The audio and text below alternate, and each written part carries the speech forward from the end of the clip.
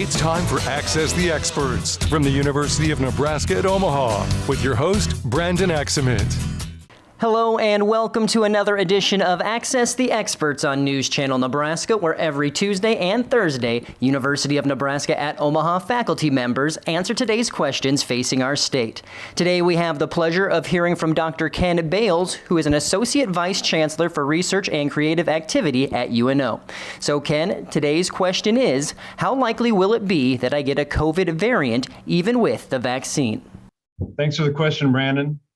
In addition to being the Associate Vice Chancellor for Research and Creative Activity here at UNO, I am also a microbial geneticist at UNMC. So I've got a lot of experience working with bacterial and viral pathogens, and so I'd love to answer your question.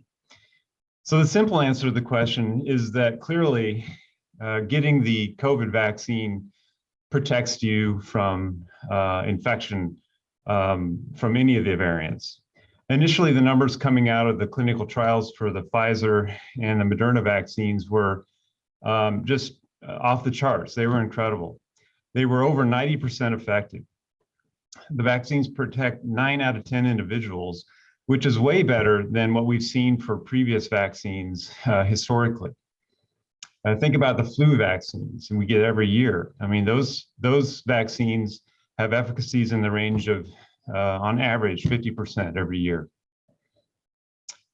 So even better, if you are one of the unlucky ones, it's one of these so-called breakthrough infections, your chances of having severe disease are pretty minimal. You may have a fever and sniffles and stay at home from work, but it's not going to put you in the ICU, and for sure, it's not going to cause death. But unfortunately, the new variants like the Delta variant have emerged and they're showing resistance to the vaccines. Some of the numbers that I've seen recently are not looking good. Their efficacy against the variants now are in the range of 50%.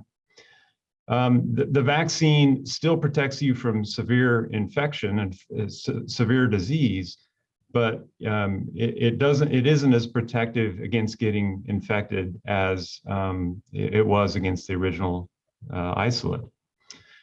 So what happens next, though, is that the variant takes over as the dominant isolate, and then it continues to evolve in the population where new variants arise and people get infected again.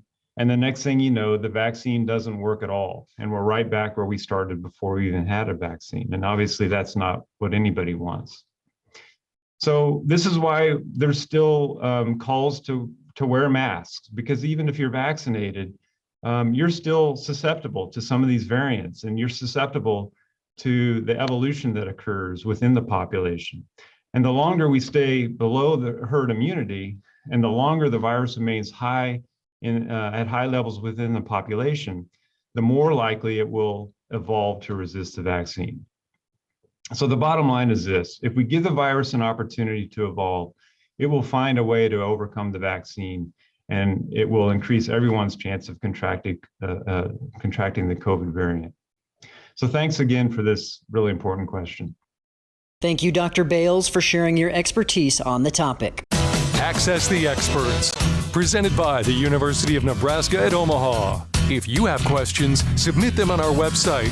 Then join us every Tuesday and Thursdays at 6:46 a.m. and p.m. while we answer your questions.